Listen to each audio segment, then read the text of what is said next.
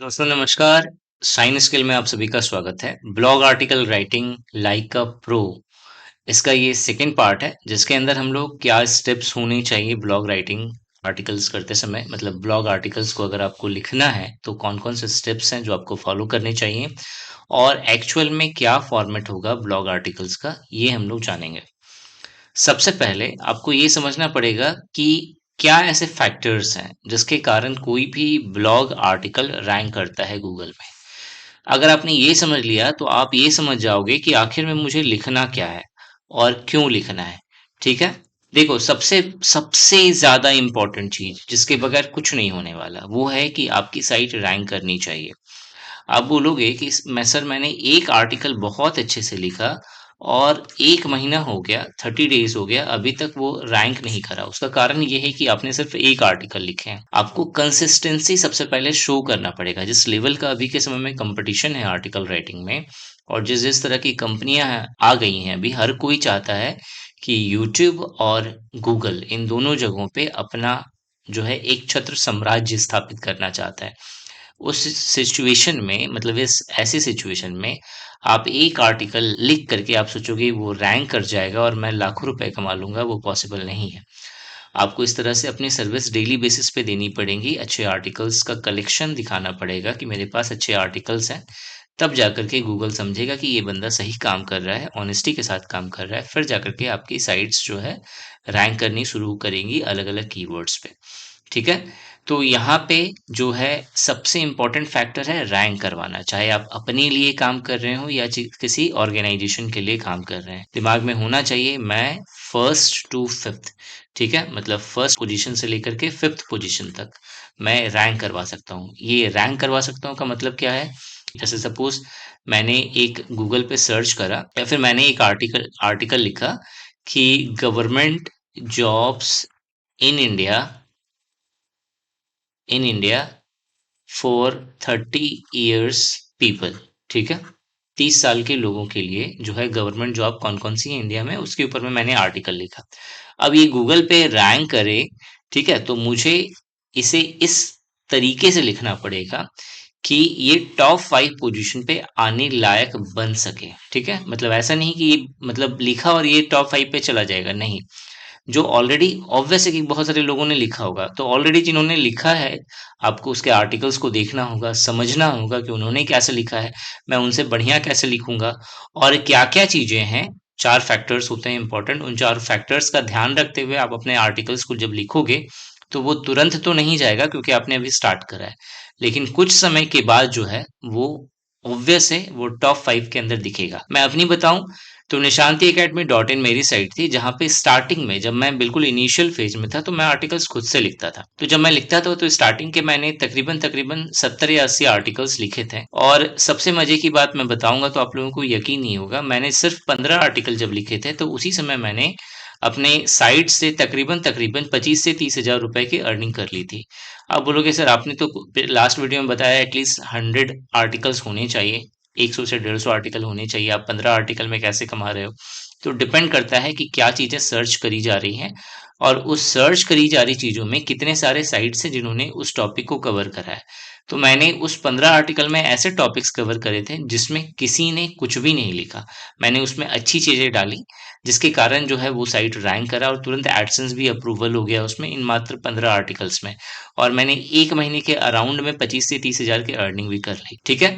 और जब मेरे 100 आर्टिकल्स इस तरह से कंप्लीट हो गए थे तो उसके बाद मैंने एक चीज नोटिस करा अपने साइट पे, मैं जैसे ही कोई भी आर्टिकल लिखता था और जैसे ही वो पब्लिश करता था तो अराउंड 1 से 2 घंटे के अंदर अंदर वो गूगल पे टॉप 5 या टॉप 10 पोजीशन पे वो रैंक कर जाती थी। मतलब फर्स्ट पेज पे आपको दिख जाती थी। उसका कारण ये था कि गूगल की नज़र में एक चीज तो फिक्स हो गई थी कि ये जो साइट है वो बिल्कुल ओरिजिनल कंटेंट दे रही है, सही कंटेंट दे रही है और वो कंटेंट दे रही है जो मुझे चाहिए या जो चीजें सर्च हो रही है। तो अगर आप इस तरीके से काम करोगे तो आपका बहुत बहुत जल्दी जो है आप रैंक कर पाओगे, और सारा गेम रैंकिंग का ही है। अगर आप किसी कंपनी या ऑर्गेनाइजेशन के लिए भी काम कर रहे हो, अगर आपने जो आर्टिकल्स लिखे हैं वो रैंक अगर नहीं कर रहा है, तो स्टार्टिंग में भले ही वो आपको पेमेंट दे दे, लेकिन बाद में वो आपके साथ कोई किसी भी तरह का कोई रिलेशन नहीं रखेंगे, क्योंकि आपकी आर्टिकल्स रैंक ही नहीं करती वहां पे। अगर आपको अपने आर्टिकल्स को रैंक करवाने हैं गूगल में, तो सबसे पहला और सबसे इम्पोर्टेंट जो फैक्टर है वो है ओरिजिनलिटी का। मतलब आपको आपको अपने आर्टिकल्स को ओरिजिनल रखना पड़ेगा। ओरिजिनल का मतलब ये हुआ कि आपको समझना तो सारे आर्टिकल्स को देखकर है, मतलब जो गूगल पे रैंक कर रहा है उन सारे साइट्स ने क्या लिखा हुआ है इन सबको देख के समझना है, लेकिन आप उनसे बेटर कैसे लिख सकते हो इस चीज का आपको ध्यान रखना है। ओरिजिनलिटी रखना है। ओरिजिनलिटी ओरिजिनलिटी का मतलब ये हुआ, जब गूगल का क्रॉलर आपके साइट पे आकर के आपके उस आर्टिकल को रीड करे या फिर क्रॉल कर रहा हो, तो उसे लग रहा हो कि ये साइट ने थोड़ा सा डिफरेंट लिखा है बाकी सबसे, और कुछ चीजें हैं जो बहुत अच्छे से इसने मैनेज करी हुई है। तो ओरिजिनलिटी अपनी मेंटेन रखना है। अपडेटेड कंटेंट रखना है। अपडेटेड का मतलब ये हुआ कि 2024 अभी चल रहा है, मान के चलो कि अब तो कुछ दिनों के 2025 आ जाएगा, तो मान लेते हैं 2025 में आपने लिखा है कोई आर्टिकल, और वो 2023 के अकॉर्डिंग है, तो ये चीजें अगर आप करोगे तो आप कभी भी गूगल पर रैंक नहीं कर सकते। आपको जो है उसे 2025 के अकॉर्डिंग अपडेट करना पड़ेगा। बहुत सारे ऐसे आर्टिकल्स होंगे या ऐसे डाटा होगा जो 2023 में ही लास्ट अपडेट हुआ, थोड़ी देर के लिए मैं समझ लेता हूँ, ठीक है, और फिर वो उसके बाद अपडेट नहीं हुआ, तो यहाँ भी आपको इस चीज को मेंशन करना पड़ेगा कि जो इसके अंदर जो लास्ट डाटा है वो 2023 का है, और 2025 में इस डाटा के अंदर इस तरीके का मॉडिफिकेशन हो सकता है और वो एक्सपेक्टेड है। अगर जैसे ही आप इन सारी चीजों को समझते हो, तो जाकर के आपका जो कंटेंट होता है वो अपडेटेड कहलाता है। तीसरा बहुत इंपॉर्टेंट, इजी टू रीड होना चाहिए। जब कोई भी रीडर आपके साइट पे आप आकर के आपका आर्टिकल पढ़े, तो ऐसा ना हो कि आपने ऐसे ऐसे शब्दों को लिखा है, ऐसे ऐसे वर्ड्स लिखे हैं कि सामने वाले को डिक्शनरी लेके बैठना पड़ रहा है। तो उस सिचुएशन में कोई भी आपके आर्टिकल को नहीं पढ़ेगा, ठीक है। इजी टू रीड में सिर्फ लिखना नहीं आता, आपने जिस तरीके से ऑर्गेनाइज करा है अपने थीम को, वेबसाइट के थीम को, कि आपको अक्षर जो है क्लियरली दिखने चाहिए, विजिबल होने चाहिए। अभी सब मोबाइल फ्रेंडली होते हैं, हर कोई मोबाइल फ्रेंडली है, तो हर कोई मैक्सिमम जो है अपने मोबाइल में चीजों को रीड करता है, वॉच करता है। तो यहाँ पे आपको ध्यान रखना है कि मोबाइल फ्रेंडली आपका जो आर्टिकल है वो है या नहीं। मतलब चीजें इतनी तो छोटी नहीं हो रही है कि आप मोबाइल में रीड ही नहीं हो पा रही, तो उस सब सिचुएशन में जो है वो इजी टू रीड नहीं होगी, और ऑटोमेटिक जो है आपकी साइट की रैंकिंग जो है डाउन हो जाएगी। ठीक है, एक मैं करंट स्टैट्स दे रहा हूँ आपको, करंट डाटा दे रहा हूँ। टेक्स्ट बुक साइट का नाम आपने सुना होगा। टेक्स्ट बुक ने क्या करा, अपने थीम को कस्टमाइज जब करा था, तो उसने अपने जो टेक्स्ट के साइज को का जो फॉन्ट है उसे चेंज करना भूल गया, जिसके कारण से उसकी रैंकिंग बीच में बहुत डाउन हो गई थी। अभी भी डाउन ही चल रही है, बैंकर्स अड्डा से डाउन चल रही है, अड्डा 247। और मैं बता दूं कि अंडर 247 यूट्यूब की दुनिया में भले ही वो रीच कम लेकर के चलता हो, लेकिन वेबसाइट की दुनिया में उसकी रीच बहुत ज्यादा है। और उसके तकरीबन उसने सेम डोमेन पर, उसका एजुकेशन का भी डोमेन है उस कंपनी का, जिस तरीके से निशांति एकेडमी है उसी तरीके से अड्डा 247 है, लेकिन उसकी तकरीबन तकरीबन 20 से 25 मिनिमम जो है वो साइट्स हैं जिसके अंदर वो सेम डोमेन के लिए या सेम टॉपिक के लिए वो सारे पोस्ट को लिखवाता है, ताकि कोई ना कोई तो रैंक करेगा। और हो सकता है कि ऐसा भी सिचुएशन हो कि फर्स्ट पेज और सेकंड पेज में उनके ही साइट्स दिख जाएं और उनके ही कोर्सेस वहां पे सेल हो, तो ये मास्टर स्ट्रैटेजी कहते हैं। तो इस तरह के सिचुएशन में आप समझ सकते हो कि वो कितना अच्छा कंटेंट लिखवा रहा होगा, ठीक है, लेकिन फिर भी उसे बीट करा जा सकता है। क्यों? क्योंकि जो लिखने वाला है वहां पे वो ऑब्वियस है। हर कोई, देखो, हर कोई बेस्ट नहीं होता, किसी ना किसी तरह का लूप होल वो छोड़ता है, ठीक है। तो आपको बस उस लूप होल को रिकॉग्नाइज करना है और उसे बेटर लिखने की कोशिश करनी है। एक नहीं, दो नहीं, तीन नहीं, चार नहीं, लेकिन कभी ना कभी, ठीक है, 100 के अंदर में कभी ना कभी कुछ आर्टिकल्स आपके ऐसे हो जाएंगे जिसकी औकात होगी, जिसके अंदर हिम्मत होगा, वो टॉप 1 में रैंक कर सके, और ये होता है, ठीक है। इस चीज का ध्यान रखना, ठीक है। तो तीसरा जो पॉइंट मैंने बताया वो इजी टू रीड होना चाहिए, और चौथा जो है वो है इंगेजिंग होना चाहिए। इंगेजिंग का मतलब होता है जब पर्सन आपके आर्टिकल्स को रीड कर रहा है तो वो इंगेज्ड है। इंगेज है मतलब वो उससे पढ़ने में उसे इंटरेस्ट आ रहा है, उसे जानने में इंटरेस्ट आ रहा है। इस चीज का ध्यान रखना है। ऐसा ना हो कि थोड़ा सा पढ़ा फिर उसे बोरिंग लगे और फिर वो चला जाए वहां से। क्या ठीक है, ठीक है, इंगेजमेंट बना के रखना बहुत ज्यादा जरूरी है। तो ये चार चीजें बहुत इंपॉर्टेंट है। अब इंगेजमेंट के लिए क्या हो सकता है कि आपने कोई पीडीएफ दे दिया डाउनलोड करने के लिए, वो गया आपके साइट पे आया, उसने क्लिक करा और पीडीएफ डाउनलोड हो गया, तो यानी कि उसे एक इंगेजमेंट मिल गया और गूगल के पास साइन गया कि आप कुछ ऐसा प्रोवाइड कर रहे हैं जो लोगों की नीड है, जिस पे क्लिक करके वो उस चीज को डाउनलोड कर ले रहा है। अब बोलोगे सर ये गूगल को कैसे पता? तो गूगल भगवान है, समझ लो, इस पूरी दुनिया का, और ऐसा कुछ भी नहीं है जो उसकी नजरों से छिपा हुआ है। इवन आप कौन कौन से साइट पे जा रहे हो, ये बहुत बड़ा उसके पास, समझ लो, एक तरह से सुपर कंप्यूटर है, क्रॉलर कहते हैं उसे।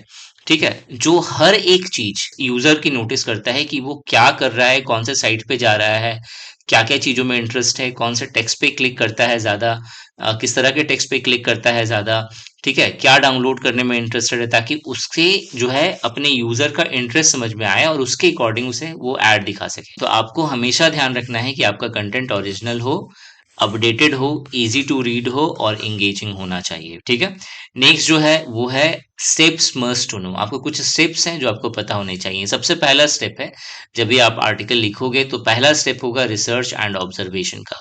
आप जो है रिसर्च करोगे कि कौन से टॉपिक पे लिखना है। बहुत टाइम क्या होता है, बहुत सारे नए ब्लॉगर जब मेरी कंपनी का पार्ट बनना चाहते हैं, वो सीधा सीधा बोलते हैं कि सर आप मुझे टॉपिक सारे बता दो, फिर मैं लिख दूंगा। ठीक है, अगर मैं टॉपिक बता ही दूं कि आपको लिखना कौन कौन से टॉपिक पे है, ठीक है, तब तो फिर मतलब ही नहीं हुआ कि आप अच्छे ब्लॉगर हो। अच्छे ब्लॉगर की निशानी होती है कि सिर्फ आपको डोमेन पता होना चाहिए, बाकी कौन से टॉपिक पे लिखना है, वो कैसे रैंक करेगा, ये सारा हेडेक आपका होना चाहिए। ठीक है, और ये होता भी है। एक ब्लॉगर जो है एक इनिशियल फेज में जो है 100 रुपीज पर आर्टिकल चार्ज करता है, और धीरे धीरे जब उसकी रीच बनने बढ़नी शुरू हो जाती है, जब उसका एक्सपीरियंस गेन होने लगता है, तो एक ब्लॉगर जो है एक कंपनी से पर वर्ड चार्जेस लेता है। ठीक है, मतलब अगर 1000 वर्ड्स का वो आर्टिकल लिख रहा है, तो एक आर्टिकल के बदले, मतलब एक वर्ड के बदले वो 10 रुपए तक चार्ज करता है। तो समझ लो कि एक आर्टिकल लिखने का वो 10,000 रुपए उसने लिया है। ठीक है, इस तरह से भी वो लिखता है, और बहुत सारे ऐसे आपको मिल जाएंगे बंदे जो एक एक आर्टिकल लिखने का, मतलब ये तो इंडिया का रेट मैंने बताया, बाहर अगर जाओगे तो $2 $5 ऐसे लिया जाता है। अगर $2, अगर बाहर की कंट्रीज का अगर आप आर्टिकल लिख रहे हैं, तो $2 भी अगर आप पर वर्ड चार्ज कर रहे हो, तो उस केसेस में अगर सपोज करो किसी को बहुत अच्छा आर्टिकल लिख के देना है, तो 2000 वर्ड्स के अराउंड में मिनिमम आर्टिकल होगा। ठीक है, तो यानी कि आप इंटू टू कर दो तो $4000 आपने सिर्फ एक आर्टिकल का आपने चार्ज कर लिया। तो इस तरह से चीजें होती हैं। ठीक है, तो रिसर्च एंड ऑब्जर्वेशन बहुत इंपॉर्टेंट है, इस चीज को ध्यान रखना। दूसरा जो स्टेप होता है वो होता है इवेल्युएशन एंड मेकिंग ड्राफ्ट। मतलब आपने रिसर्च और ऑब्जर्वेशन तो कर लिया, लेकिन जब आप लिखना शुरू करोगे तो आपको दिमाग में ही नहीं आ रहा है कि आखिर लिखे कैसे। आपने रिसर्च कर लिया, सारे कीवर्ड समझ ले गए कि कैसे करना है, क्या करना है, ऑब्जर्व कर लिया सामने वाली साइट को, लेकिन आपको समझ में नहीं आ रहा है कि मैं इसे कैसे डिफरेंशिएट करूं अपने आर्टिकल को बाकी के आर्टिकल से। तो उस समय जो नेक्स्ट जो स्टेप होता है वो होता है इवेल्युएशन का, कि आपको समझना होगा कि आपको कैसे लिखना है, और उसका एक रफ ड्राफ्ट बनाना पड़ेगा आपको, कि पहले टॉपिक होगा, फिर उसके बाद ये मैं इमेज लगाऊंगा, फिर उसके बाद ये टाइटल मैं दूंगा, इस टाइटल के अंदर मैं इस तरीके से इंट्रोडक्शन डालूंगा, यहाँ पे भी टाइटल के बाद मैं थोड़ा सा इंट्रो डालूंगा, जैसे मेटा कहते हैं हम लोग। फिर उसके बाद मैं कुछ टारगेटेड जो है लाइंस लिखूंगा, जिससे नीचे जो लिंक गिवन है उस पर लोग क्लिक करें रीड करके। इस तरीके से पूरा एक ड्राफ्ट बनाना पड़ता है। फिर उसके बाद जो है नेक्स्ट और मेन स्टेप आता है आर्टिकल राइटिंग का। जब आर्टिकल राइटिंग हो जाता है तो एसईओ का स्टेप आता है, सर्च इंजन ऑप्टिमाइजेशन का। ठीक है, और इसके बगैर तो आपकी साइट कभी रैंक ही नहीं कर सकती। ठीक है, ऐसे ये कहना भी गलत होगा ऐसे, कि अभी के समय में देखा जाए तो आर्टिकल्स जो है वो रैंक करते हैं एसईओ के कारण ही, लेकिन पूरी तरह से ये सच नहीं है। अगर आपका आर्टिकल ऐसा है जिसके ऊपर में सर्चेस हैं लोगों की, लोग सर्च कर रहे हैं लेकिन लिखने वाला कोई नहीं है, उस सिचुएशन में आप जैसे भी लिख दोगे आपका आर्टिकल रैंक कर जाएगा। ठीक है, तो सर्च इंजन ऑप्टिमाइजेशन बहुत बड़ा तो रोल प्ले नहीं करता, लेकिन अभी के समय में जिस लेवल का कंपटीशन है उसमें इस चीज को इग्नोर नहीं किया जा सकता। ठीक है, ये 4 स्टेप्स हैं जिसमें आपको आर्टिकल्स को अपना कवर करना है, हर एक आर्टिकल्स को, और आप इसी के लिए चार्जेस लोगे सामने वाले से। ठीक है, अब फॉर्मेट्स को समझते हैं, क्या फॉर्मेट होता है एक अच्छे आर्टिकल का। सबसे पहले तो टाइटल होता है। टाइटल के अंदर कुछ चीजें आपको ध्यान में रखनी होती हैं, जैसे कि जो टाइटल का लेंथ है वो मॉडरेट होना चाहिए, ना कि बहुत छोटा, ना कि बहुत ज्यादा बड़ा। दूसरा, एक नंबर इसके अंदर होना चाहिए। आप जो टाइटल लिख रहे हैं उसमें आप ईयर मेंशन कर दीजिए 2025, तो एक नंबर आ गया। उसी तरीके से अगर आप कोई क्वेश्चन पेपर दे रहे हैं सामने वाले को, तो क्वेश्चन पेपर के नंबर्स मेंशन कर दीजिए। अगर आप कुछ बता रहे हैं तो कुछ स्पेशल कुछ डाटा है या फिगर है, आप उस नंबर्स को मेंशन कर दीजिए। तो नंबर्स मेंशन करना बहुत ज़्यादा इंपॉर्टेंट होता है, क्योंकि एक पॉजिटिव साइन जाता है गूगल के नज़रों में। ठीक है, इसके अलावा पावर वर्ड आपको यूज़ करना है। पावर वर्ड्स बहुत सारे होते हैं, जैसे कि must, important, latest, updated, official, ये सारे जो हैं पावर वर्ड्स हो गए। बहुत तरह के पावर वर्ड्स हैं, मैं आपको उसके ऊपर में एक लिस्ट दे दूंगा। ठीक है, नेक्स्ट जो है, शुड कंटेन फोकस कीवर्ड। और जो आपका फोकस कीवर्ड है, फोकस कीवर्ड मतलब एक ऐसा कीवर्ड, एक ऐसा वर्ड जिसके चारों तरफ आपके आर्टिकल्स जो, या फिर पूरे आर्टिकल्स का वो सेंटर पॉइंट है, मतलब पूरा आर्टिकल्स उसी टॉपिक के ऊपर में लिखा गया है, उसे हम लोग कहते हैं फोकस कीवर्ड। तो फोकस कीवर्ड जो है वो होना चाहिए आपके टाइटल में। फिर एक इमेज आपको लगाना है। इमेज जो है वो जो है, इससे पहले जो है एक इंट्रोडक्शन हम लोग यहाँ पे लिखते हैं, इंट्रो पार्ट होता है। ठीक है, जरूरी नहीं है बट लिखा जाना चाहिए। ठीक है, मेटा कहते हैं इसे, इस इंट्रो को। अब उसके बाद जो इमेजेस होगा, इमेजेस की जो साइज होती है, जनरली साइज जो है 1280 इंटू 720 होती है, जेपीजी के फॉर्मेट में होती है। ठीक है, और आपको कोशिश करना है कि आप इमेज जो है बहुत एचडी क्वालिटी का ना लगाएं। ठीक है, ताकि जो साइट पे वेट बढ़ेगा वो हैवी हो जाएगा और वो ओपन होने में टाइम लेगा। ठीक है, इससे रैंकिंग आपकी डाउन होगी। तो आपको कोशिश करना है 50 से 70 केबी तक का ही आपका इमेज का साइज हो, और सिंपल होना चाहिए और फोकस्ड होना चाहिए। मतलब इमेज जो है, ऐसा नहीं है आपने इतना इसे, मतलब तामझाम इसके अंदर इतना कर दिया कि वो बहुत ज्यादा आंखों को चुभ रहा है, वो चीज नहीं होना चाहिए। बहुत ही सिंपल होना चाहिए, बहुत ही सिंपल वे में।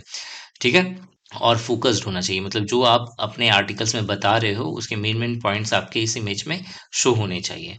फिर होता है हेडिंग टू। हेडिंग जिसे कहते हैं मेन हेडिंग जो होता है, तो ये क्या, इसके अंदर क्या होता है, फोकस कीवर्ड आने चाहिए इसमें। मस्ट कंटेंट फोकस कीवर्ड छूट गया यहाँ पे, अच्छा नीचे आ गया है, मस्ट कंटेंट फोकस कीवर्ड।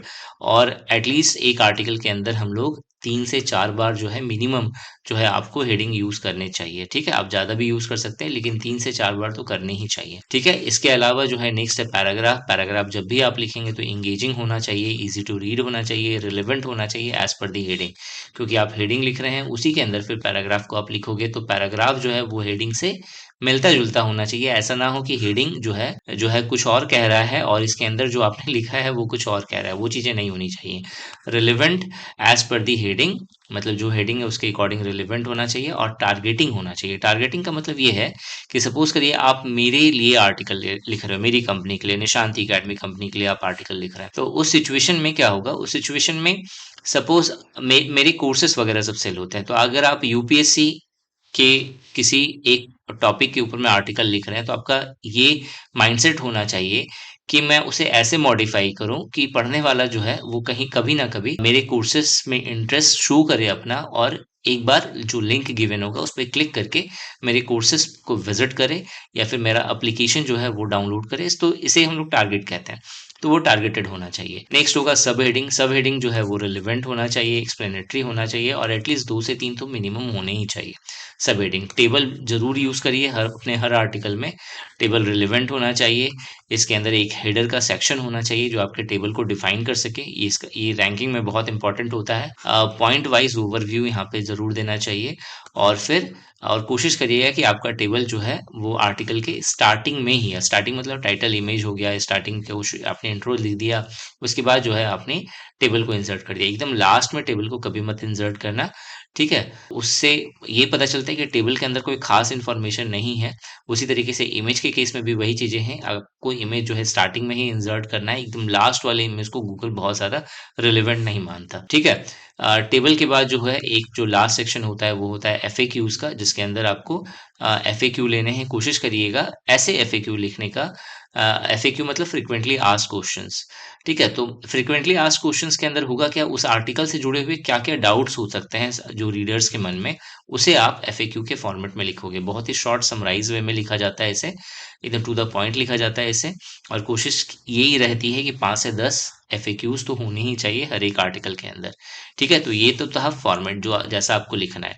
ठीक है, नेक्स्ट पार्ट में जो पार्ट 3 होगा उसके अंदर हम लोग टॉपिक और कीवर्ड्स को कैसे रिसर्च करते हैं उसे सीखेंगे। इस वीडियो में यही था। इस चैनल को जरूर से सब्सक्राइब करना है सभी को, क्योंकि मैं बहुत इंपॉर्टेंट इन्फॉर्मेशन आप सभी को दे रहा हूँ। तो मुझे मोटिवेट करने के लिए आपको इस चैनल को बिल्कुल सब्सक्राइब किए बगैर जाना ही नहीं है। ठीक है, मिलते हैं नेक्स्ट वीडियो में। Thanks for watching this video and जय हिंद।